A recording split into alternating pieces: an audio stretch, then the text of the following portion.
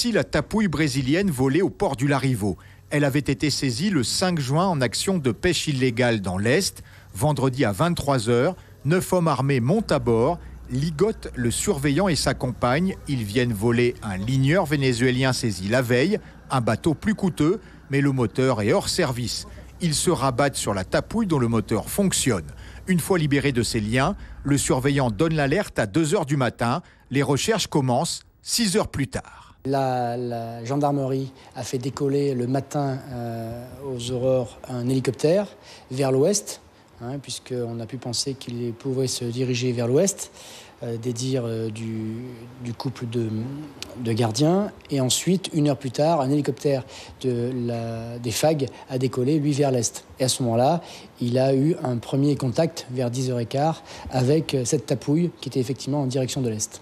La tapouille en fuite est prise en photo depuis l'hélicoptère à 10 h 15 au large de la Prouague. À ce moment-là, il n'y a toujours pas de navire français à ses trousses. À Dégradé-Cannes, la marée basse empêche les patrouilleurs de prendre la mer. Peu avant 16 h, les fuyards sont repérés près de la montagne d'Argent, non loin de la frontière brésilienne. 5 braqueurs sautent dans une pirogue pour s'enfuir. 4 restent à bord. J'ai contacté le secrétaire général à la mer, M. Vincent Bouvier, ainsi que le cabinet du Premier ministre, parce que, selon la configuration, nous aurions eu besoin, éventuellement, des autorisations de tir sur ces individus. Ce que nous avons obtenu et préparé, mais la tapouille a franchi les eaux territoriales brésiliennes quelques minutes avant que nous soyons sur zone et à proximité immédiate pour les intercepter. Mais le travail a été fait et en totale collaboration avec les autorités brésiliennes.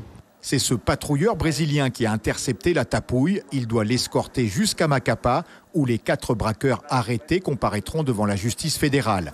Cet événement pose une fois de plus la question de la réactivité de la marine et de l'absence de moyens permanents d'interception et de contrôle basés dans l'Est guyanais.